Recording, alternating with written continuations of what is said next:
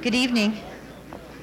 We've been trying to get some more chairs down so nobody has to stand, so that by way of explanation for the few minutes delay. I've been asked to make a couple announcements.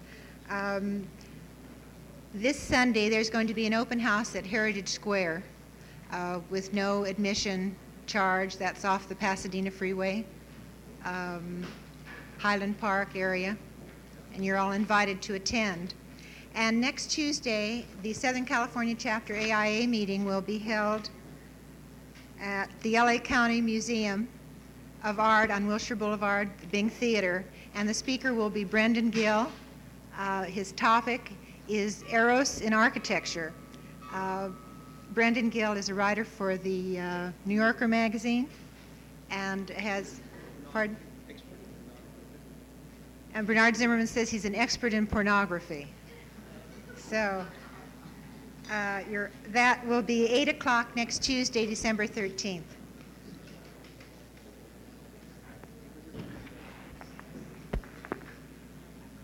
Our speaker this evening, as you know, is Konrad Wachsmann. He was born in Frankfurt on the Oder, studied at the arts and crafts schools of Berlin and Dresden and the Berlin Academy of Art, where he was a student of Hans Poelzig. Pardon? Do you want me to give the year? Yes? Born? Yes? 1901, right? Okay.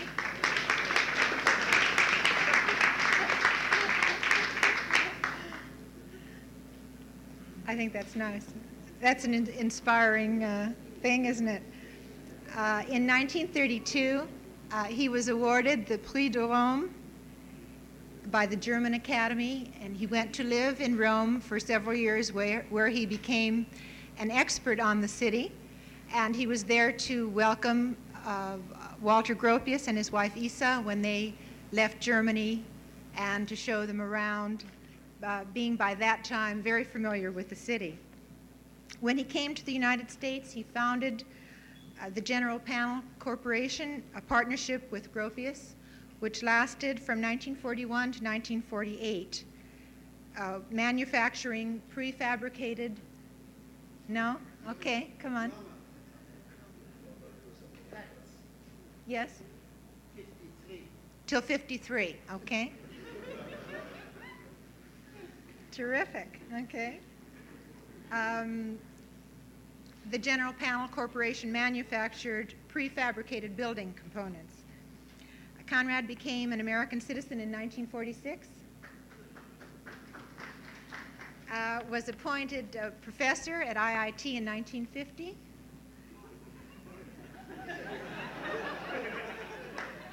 and I've got a crit here I have to pass muster. He has taught and lectured at universities throughout the world, including SCI-Arc on occasion, and USC, where he is now Professor Emeritus, having directed the Building Institute there for many years.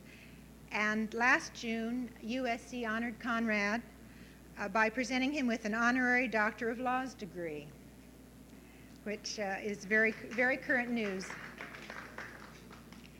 He's been a pioneer of industrialized building in theory, in practice, and in teaching, and remains optimistic that technology is the hope of the future. Konrad has just returned from his annual European lecture tour.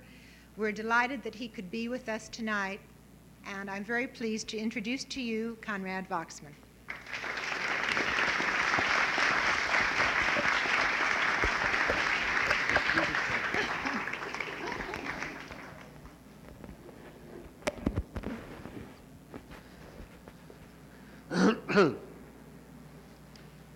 So, can you take this away?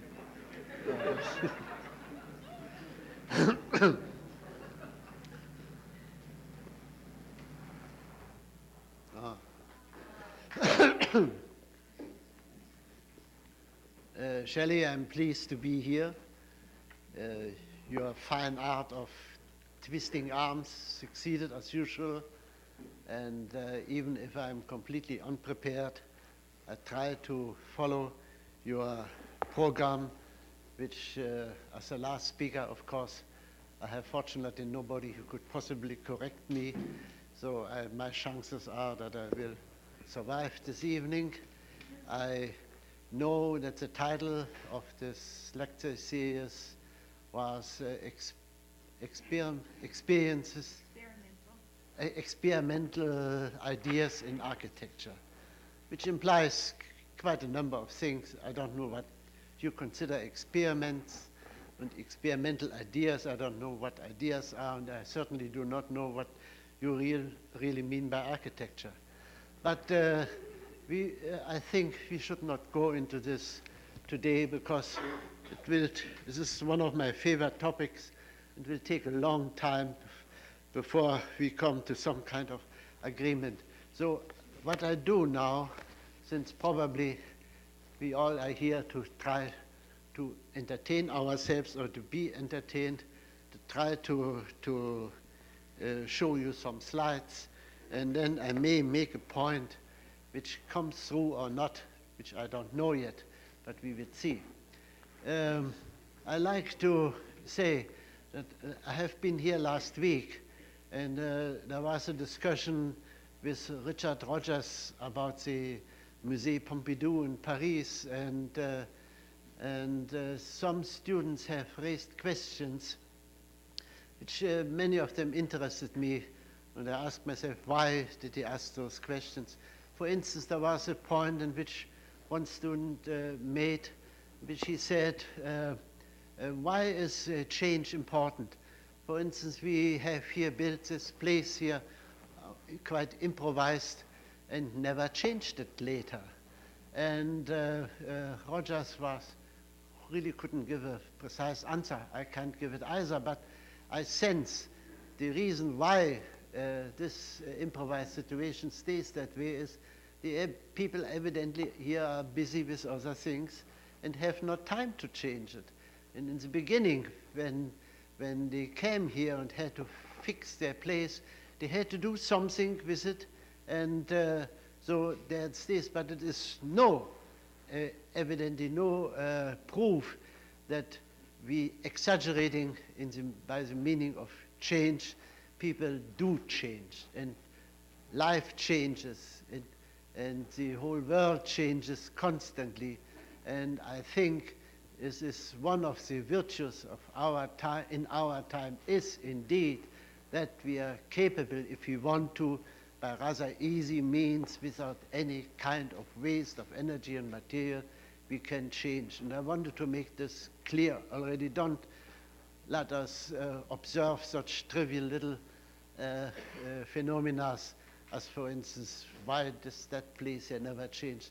This does not give you any reason to say.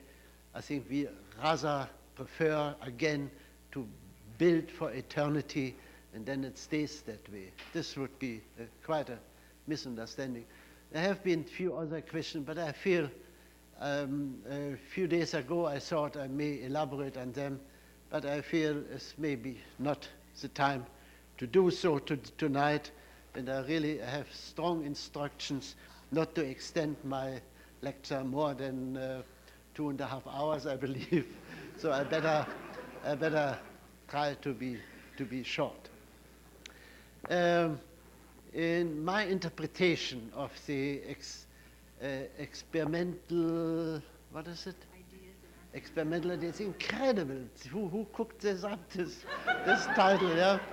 Experimental ideas in architecture. I mean, every human activity is indeed is in itself an experiment.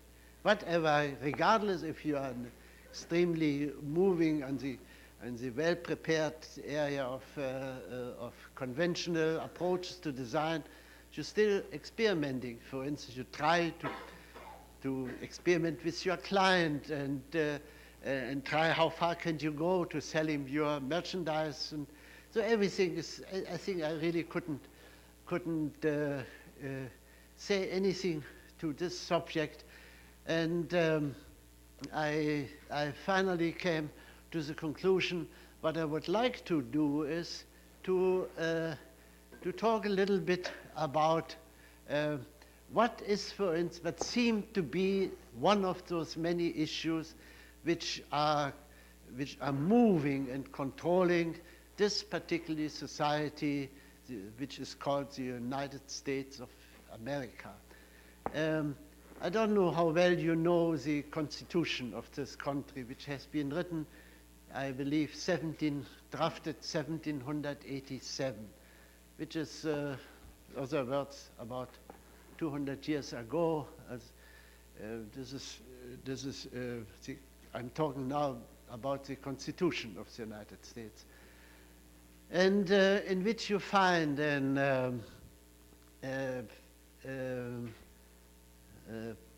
wait a minute, section 1, paragraph 8, and then again of this paragraph, section 8, which means section 1 means the first part of the institution, which says very clear and in very simple form which quotes all the reasons for which the United States should stand for. And it says at this point, it says one of the major reasons is to promote sciences and useful art. Promote sciences and useful art. This has been said 200 years ago.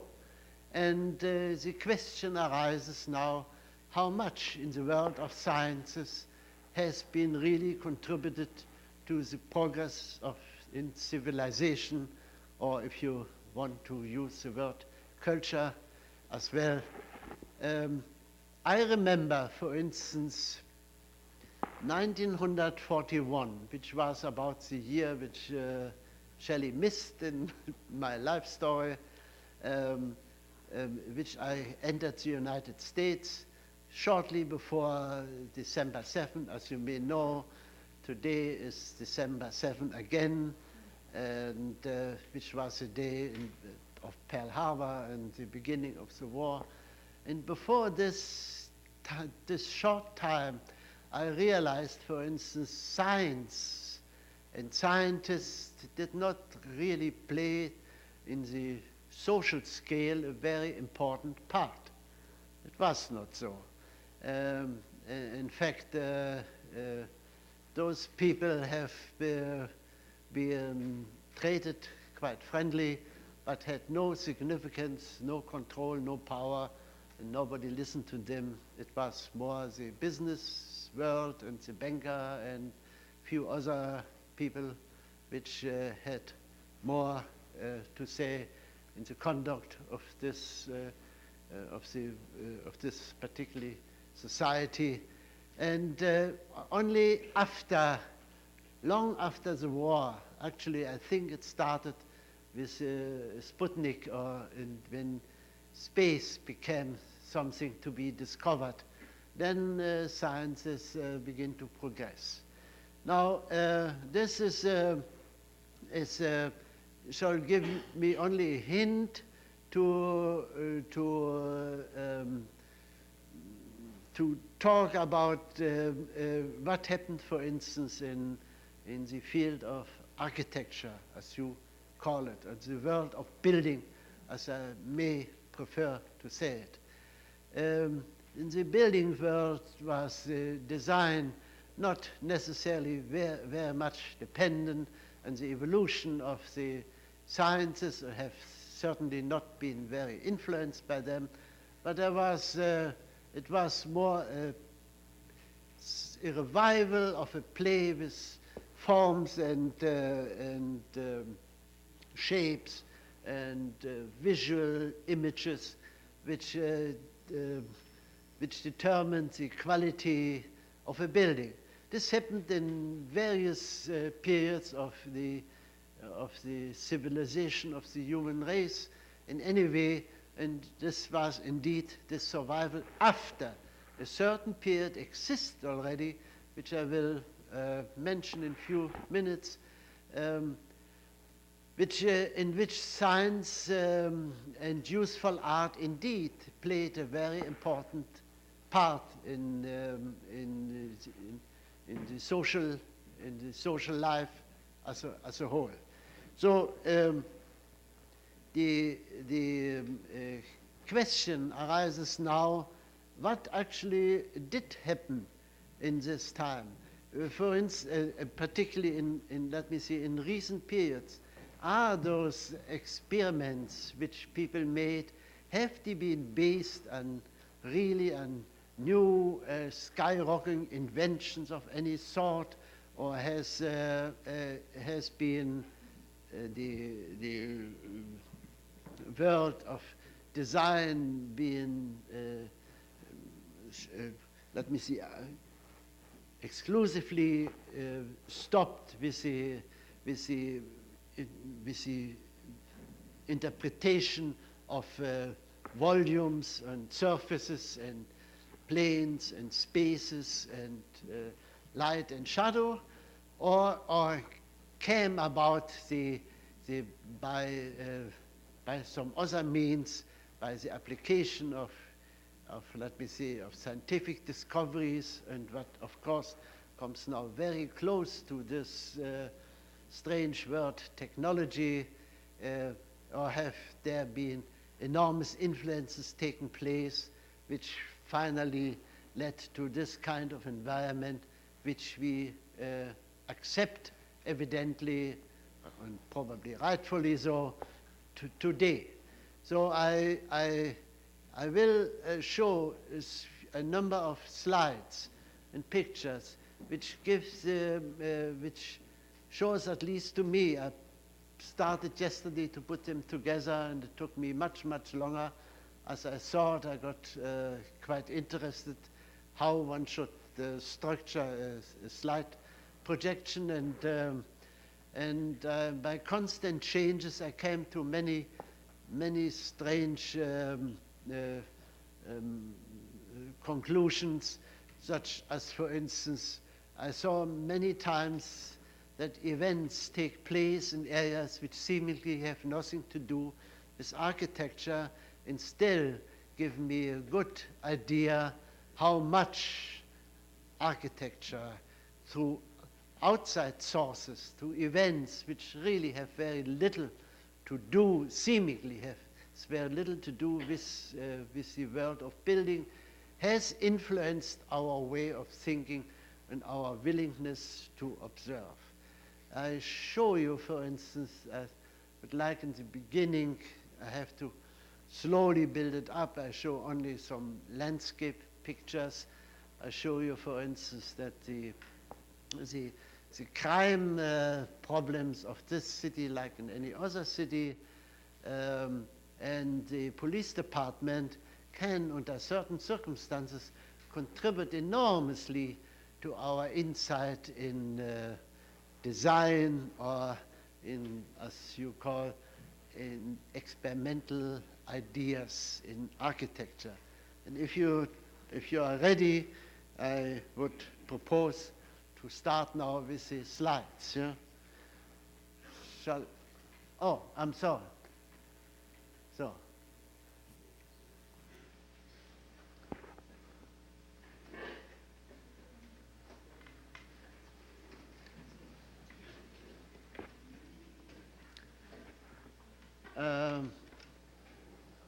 Let me assume this is probably what I want to show. This picture on the left side is a police helicopter circling above our house in which we lived at this particular time in South Genesee Avenue.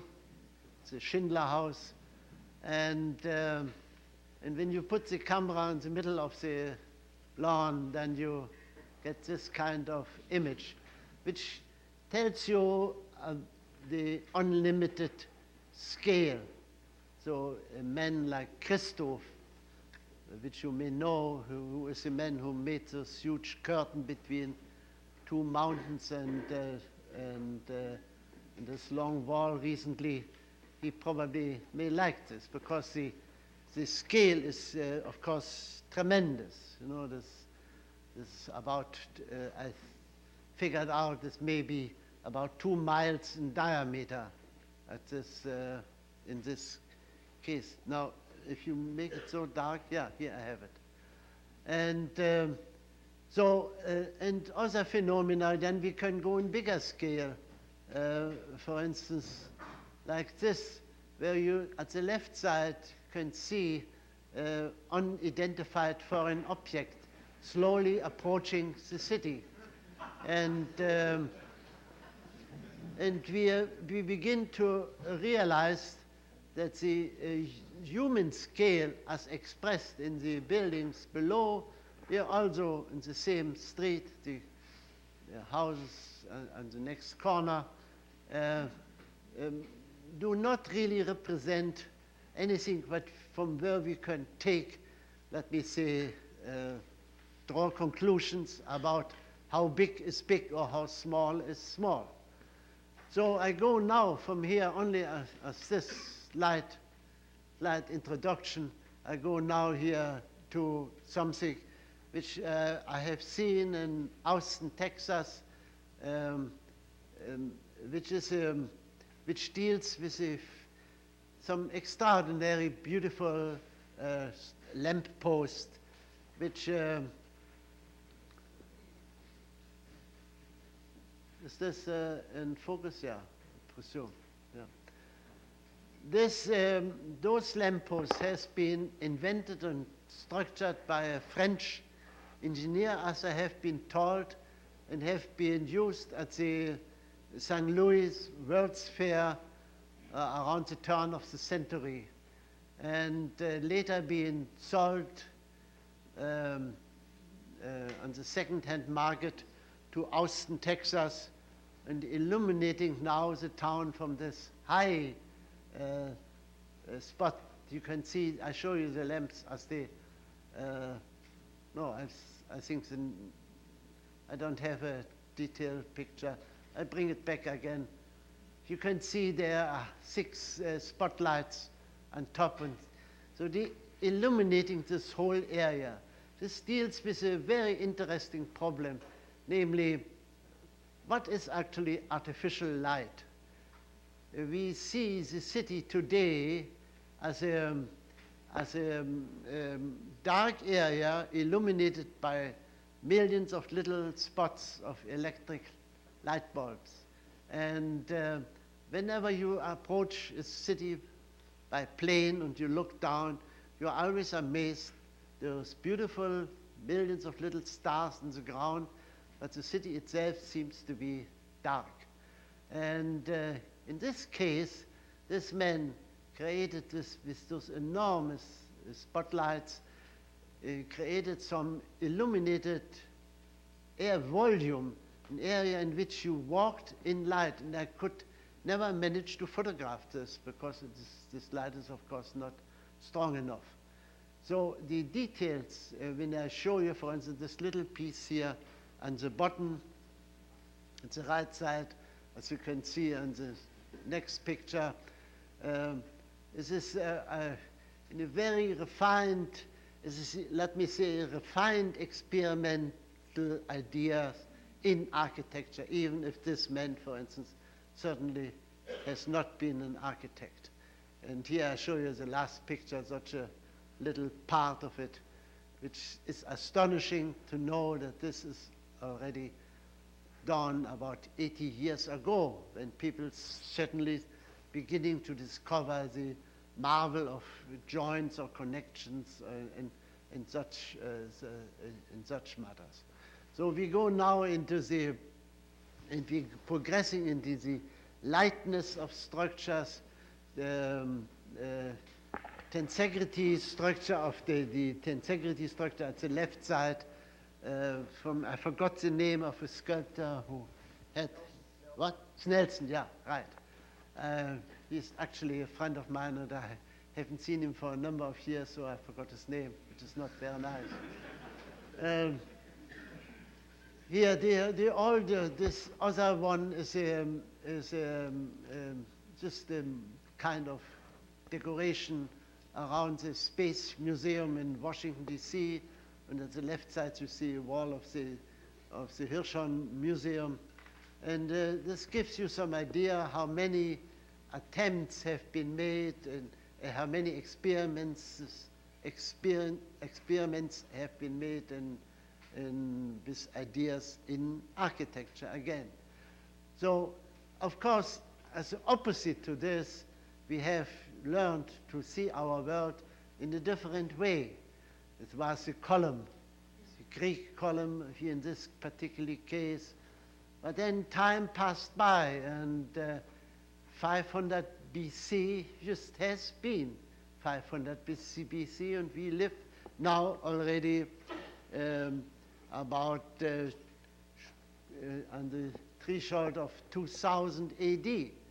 And you can see the columns collapsing, and so the brick walls, which in this left case is Thomas Jefferson's beautiful house in Monticello.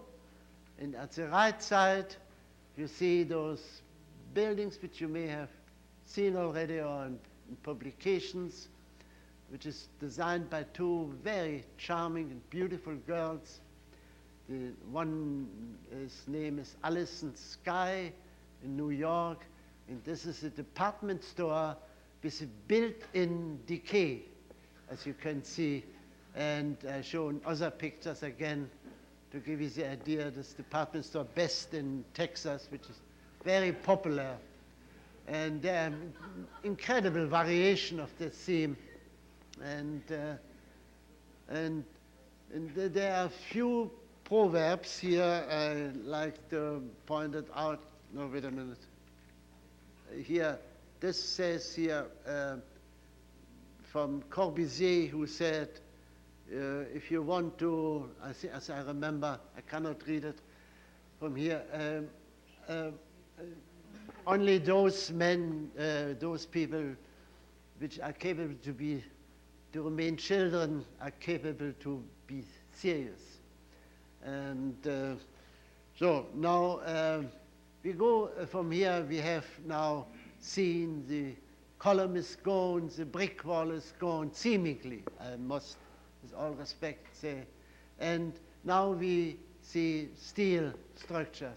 And this steel frame here at the right side is, this is about 1800 and has been built 1880, I believe, and has been torn down just at the time when I lived in New York City, which was actually in the beginning of the 40s.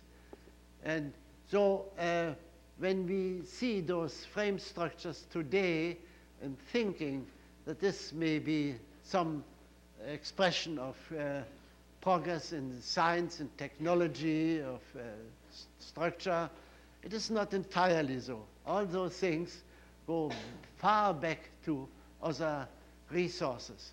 And it begins the age of the machine. It is this particular time which in the 19th century changed the course of the whole world. And you see here, for instance, the Crystal Palace in London, which became famous for its for the building itself, but actually has been, I think, so much more significant that the purpose of this building was to house machines. It was the first exhibition of machines and technology in the world, and it was opened 1851, and at the time in which the Queen Victoria, which inaugurated this place, in which the Victorian age was absolutely dominating this world. And it is very strange to realize that in this particular time, the whole world recognized the significance of technology and machines so much that this became probably the greatest world success which any exhibition ever has had. But this was 1851. And now began the real experience experiments in ideas in architecture. And the Eiffel Tower came about, and Labrousse Bibliothèque Nationale in Paris, and all those hundreds of buildings, Mastrom, and came about, and the Brooklyn Bridge appeared, and you must realize that when such extraordinary structure was built, this is not significant. The reason for that, Mr. Röbeling, the inventor of making cables, has desperately looking for application, because at this time there was no need for any kind of tension structure. That in this Victorian time, such incredible monument has been possible and still stands there and still evidently works with few alterations and changes which took place and so on. So this went to the, no, I'm sorry. I would like to say, last 2 weeks ago, I have been in Pittsburgh, and I photographed this famous bridge there, which also, I think, was built 1882, and was a tension structure, but there, this man didn't use cables. They used those steel bars, as you can see here, and produced those magnificent joints here, as you can see them here. I have about 60 years ago, or was it more, 65 years ago, I've been standing here in front of those abutments of this bridge in Germany, which is now Poland. And I remember this quite well. I was about 13 or 14 years old, and I was absolutely amazed about this beautiful structure, as it seemed to me. And I was there with my aunt. I visited her in this town, which is today Wrocław, which originally was called Breslau, and you can see this here, the hinges there on this point. And she said something probably to the effect, she said, "Konrad, are you again loitering here and on? Come on, let's go." And she couldn't understand why I was standing there in front of this incredible kind of structure. So this was the beginning of this time, and where everyone, whatever anybody did, more or less, was a kind of experimental idea in architecture, in building. And the cables came more and more about, and you may know this building on the left in Seattle, which is hanging from the top, and here one building in South America and Brazil, and every new building of any kind of significance became an experimental building, which tells me, for instance, I must admire the bankers, the investors, which has been willing to spend the money, to risk, to take the chances, to let such buildings be built, which had no proof that they really will do their job.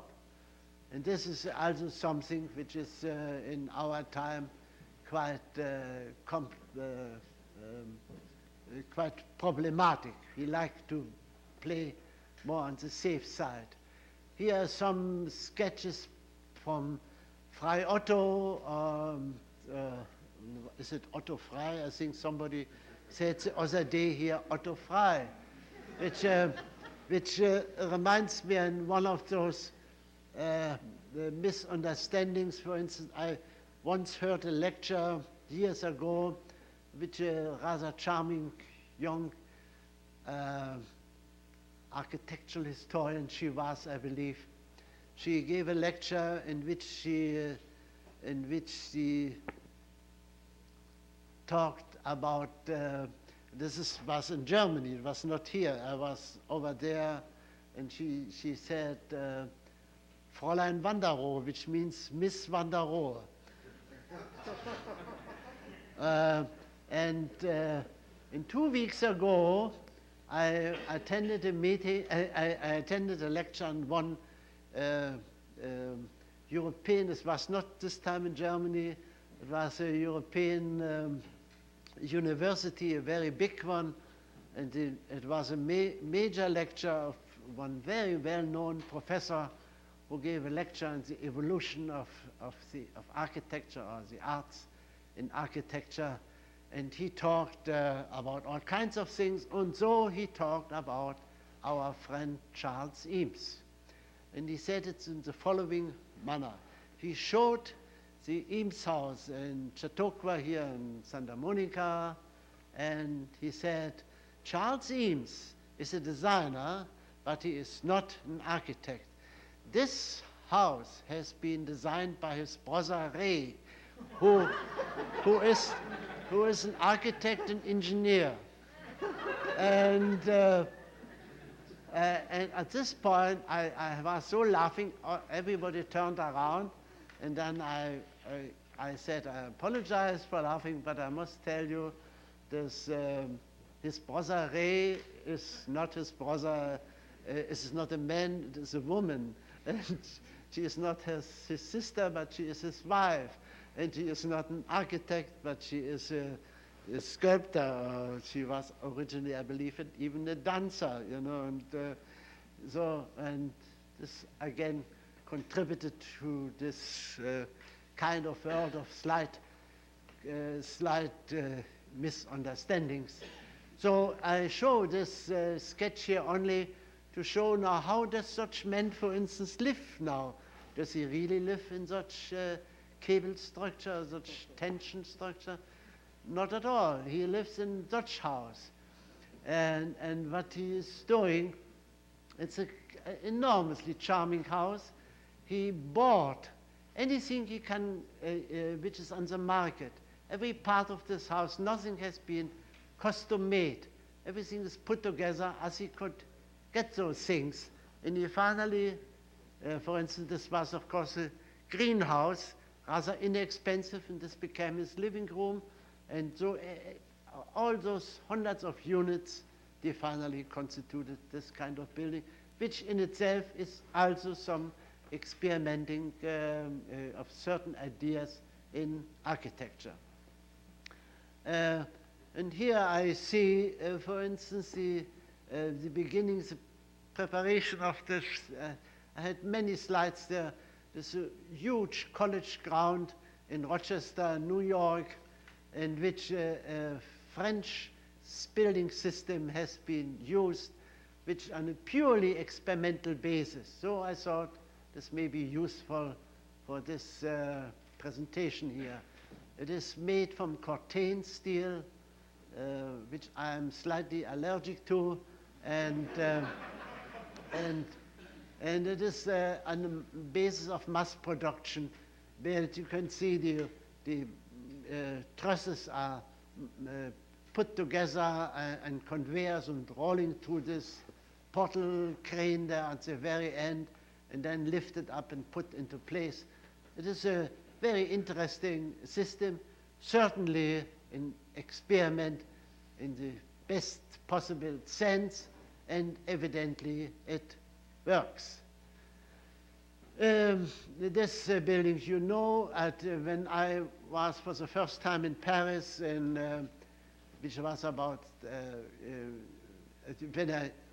for the first time I saw it in Paris. I was quite earlier there. It is this Musée Pompidou from Piano and Rogers, and now he gave all the explanation. But you can see, actually, this is not really something to get very excited about. There are just 6 floors and on top of each other, and then the end location of those, the end solution of those very heavy steel castings has been sufficiently explained last week by Rogers, so I only have one more shot. I cannot say very much to it, but at the right side, he talked about, if you remember those people which have heard him, you remember about this huge hole which they digged out on the spot where originally the marketplace from Paris has been located, which is quite a fantastic site.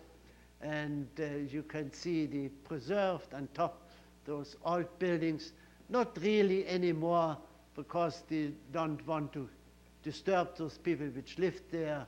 I think they would give a damn, but they think this is looks so Parisian that one cannot remove it, which is not a real good argument in such an absolutely complex enterprise where they now, as Rogers told us, want to put the whole central underground, as the metro transportation system in this place.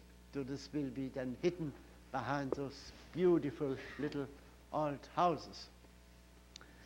Here I show you talking about what is permanent and what is temporary.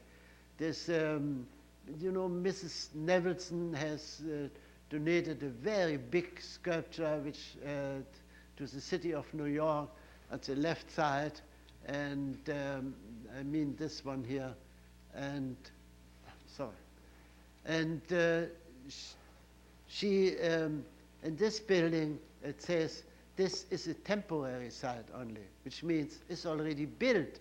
That's the same like in those brick buildings.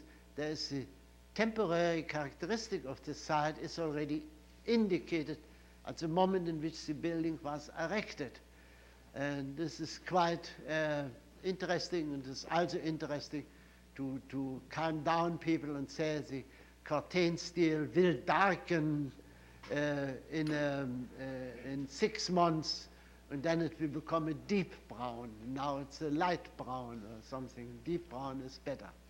Now, here at the right side, I have something which is completely unrelated, but has some profound meaning in reality. I have been in UNESCO several times in Paris, and this is a bulletin board which every few days changes, and you can read now the meetings, which I don't know if you can read it. I will read it to you. For instance, on the 1st of May,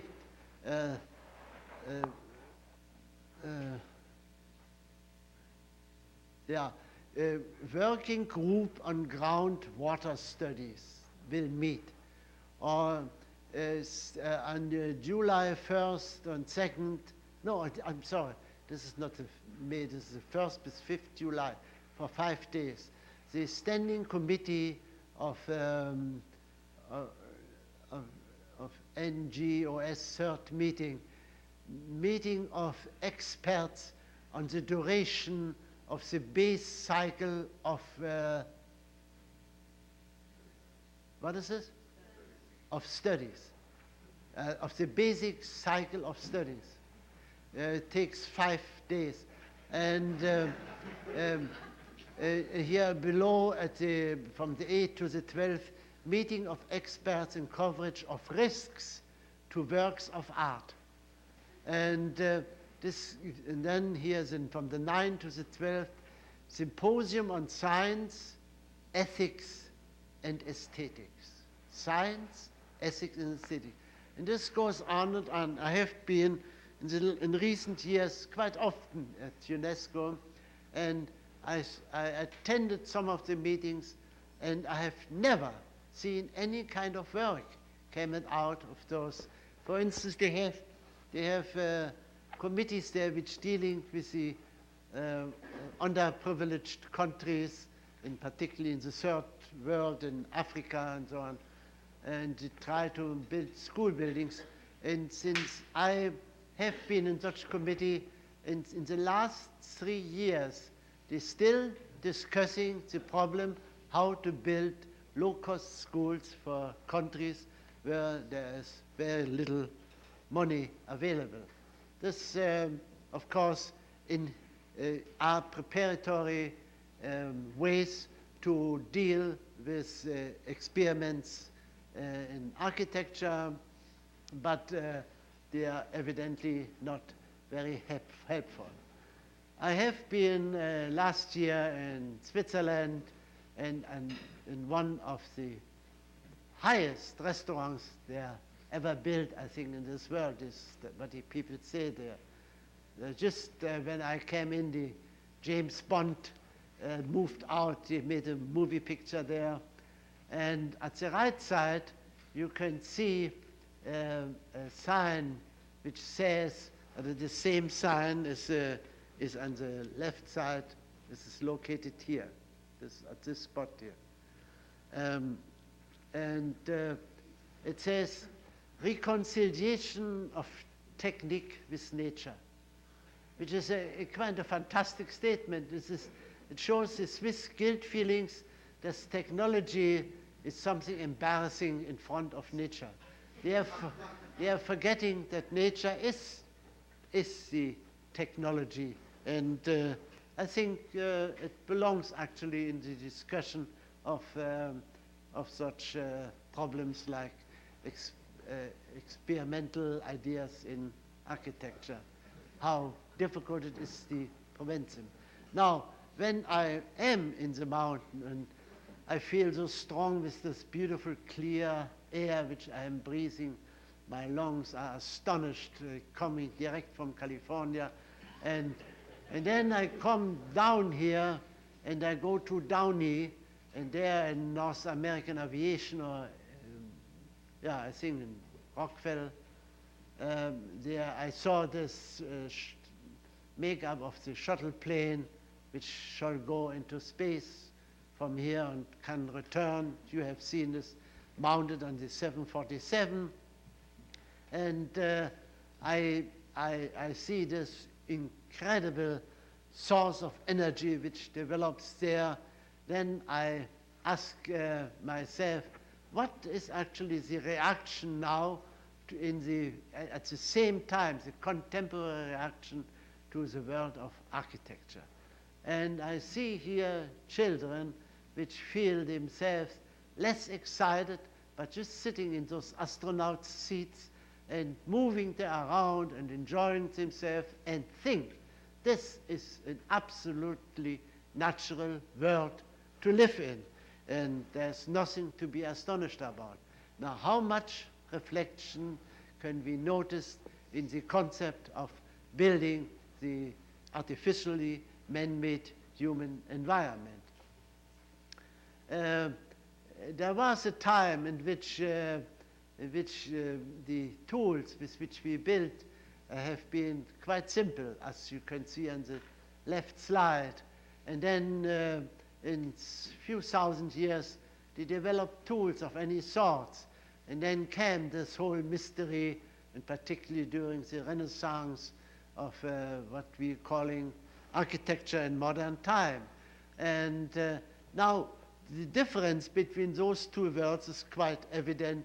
You know, you may think about the pueblos which have been built during the time in which this kind of tool was, those stone knives have been the only tool available at this time, and then finally moved up to all those stages since, let me see, if we only restrict ourselves to European civilization, to the Roman and Romanesque and Gothic and Renaissance and so on and so on. But then came, as the next shock, came this kind of world, the machines and the transfer street, or those refinements, the tools, the technology of the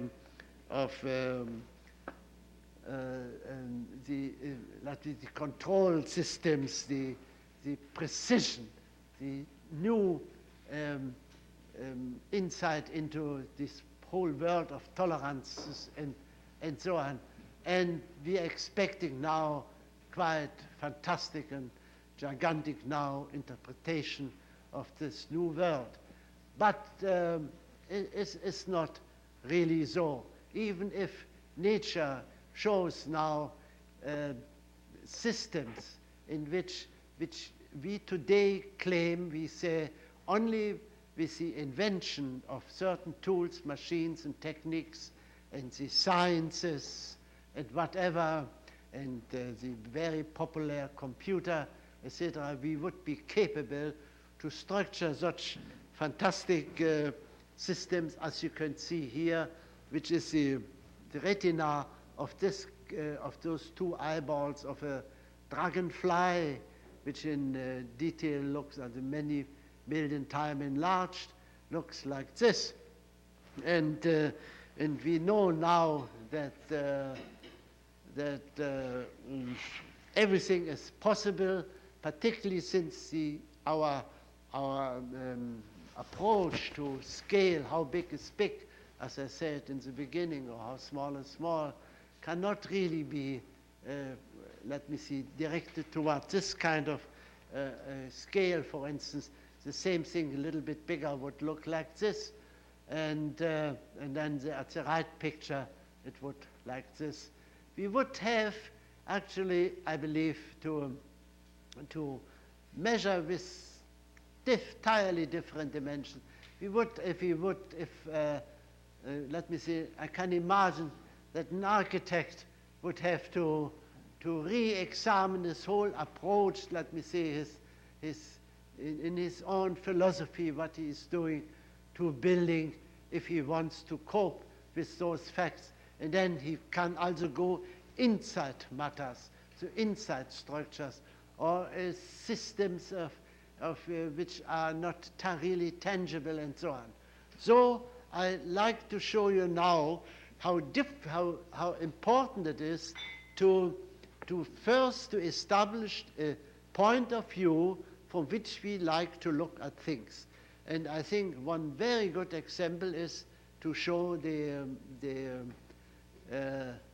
film which are you ready? Yeah. From Shelly Eames, Power of 10. Yeah?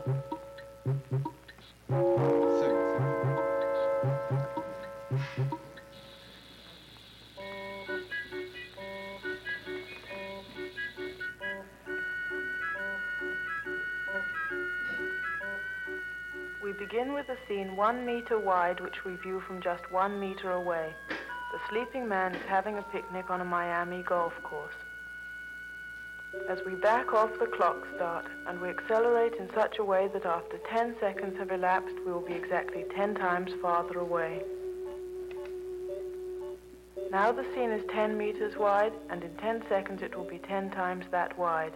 The sleeping man is still in the center and will remain there long after he has lost to sight. After the second 10 seconds, the square we see is 100 meters wide, the distance a man can run in 10 seconds. Now a kilometer, 1,000 meters, the distance a racing car can drive in 10 seconds. The picnic is about lost as we begin to see Miami Beach. 10 to the 4th power, 10,000 meters, the distance a supersonic aeroplane can travel in 10 seconds. 10 to the 5th power, a 1 and 5 zeros, the distance a satellite in orbit can cover in 10 seconds. Our speed is growing at a tremendous rate. In these past 10 seconds, we will have covered almost 1 million meters. The Earth, that will be all but gone in about 20 seconds, looks solid and imposing and remarkably spherical. 10 to the 7th, our speed is now about 2 million miles an hour, 0.3% of the speed of light, and growing fast. A beam of light on the same plane as Earth would travel this far in 1 second. We can now see the orbital path of the Moon around the Earth. As our speed gets to be a substantial percentage of the speed of light, it has an effect on our time scale. What seems a normal 10 seconds to us would be a much longer period in relative Earth time. Our clocks are getting out of synchronization. Now a long time elapses on Earth for each 10 seconds of our traveling time. The clock is spinning round. The light from the Sun appears, and parts of the orbit paths of some of the planets, Mercury, Venus, Earth, and Mars. 10 to the 12th, considerably farther away is the outer group of planets, so that we now see our whole solar system.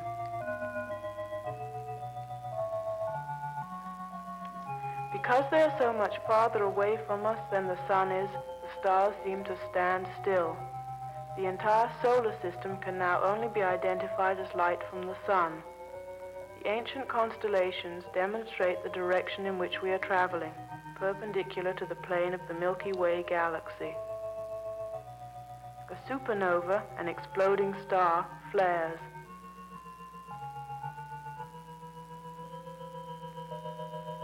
We are now 1 light year away, 10 to the 16th meters. We are approaching the distance of the closest star to the Sun, Alpha Centauri.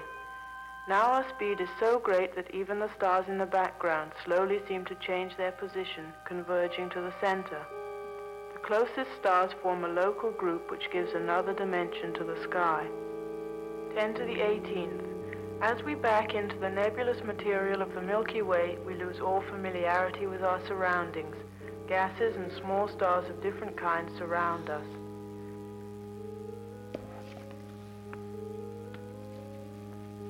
Now we are beginning to see the tremendous cosmic form of the Milky Way galaxy, of which the Earth is such a tiny and insignificant part. All the stars we see from Earth belong to this one galaxy, which in turn belongs to its local group of galaxies. These form part of a grouping system, much as the stars do. They are so many and so varied that from this distance they appear like the stars from Earth, although of course each spot of light now contains many millions of stars. Were we to continue our journey, the scene would probably now remain much the same. The spots of light might just get smaller.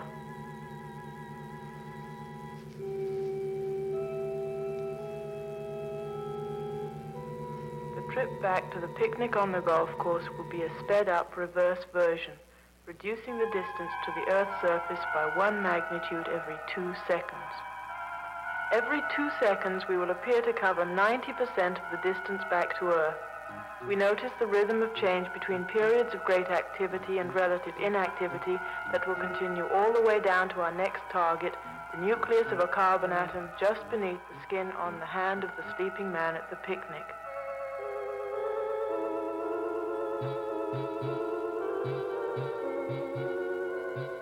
Enter the 9th meters.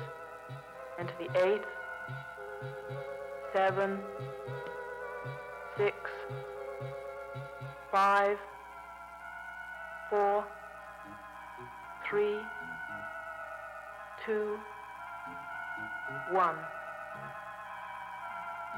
We are back at our starting point, and now slow up on 10 centimeters, 10 to the -1 meters.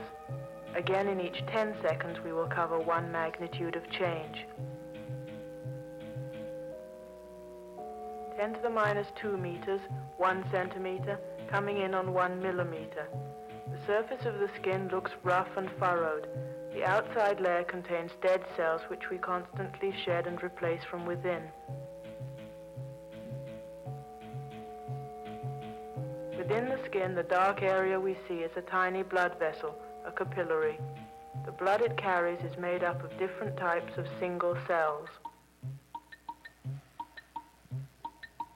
This cell is a leukocyte.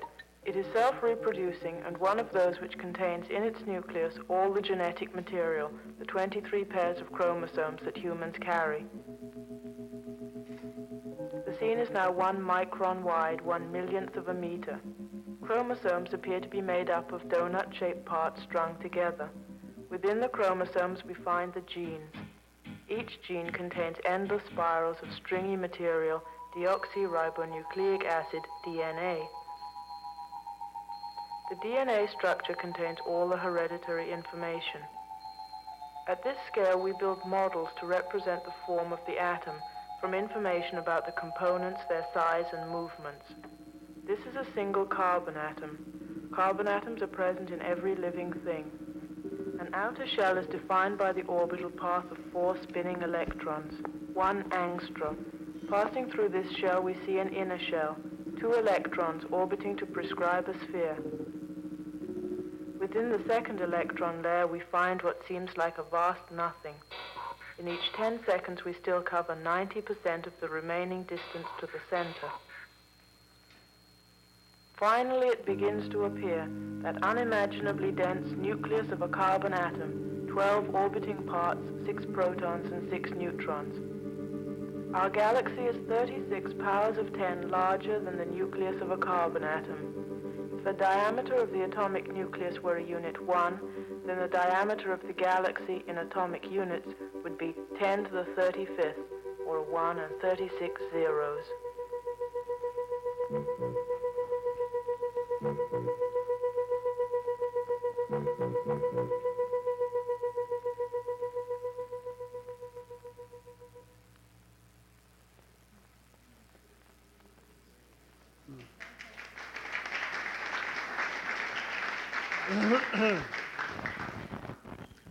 And in this enormous perspective in which we see ourselves, I think it takes some nerves to talk now about one of those little atoms. And this is my own life story on this picture. I thought, in contrast to this one, it would be a good thing to show. And I do not want to imitate my predecessors, but the other day I heard a lecture here in which name droppings became a major issue, in which the speaker used to show his relationship to all those stars and superstars. So I said to myself, well, I can do this too. and you see here, for instance, my friends Einstein and Charlie Chaplin, for instance. Here you see Kenji Tange and Felix Candela, and here you see Max Bill. He's riding on my back, you know. This is Johannes Itten from the Bauhaus time, the very important man. Here's me, Miss Wanderow, yeah. And here is Bucky Fuller, and here is Charlie Eames and Gropius, etc., etc. Now, this was probably only a practical joke. I don't want to go into this in depth.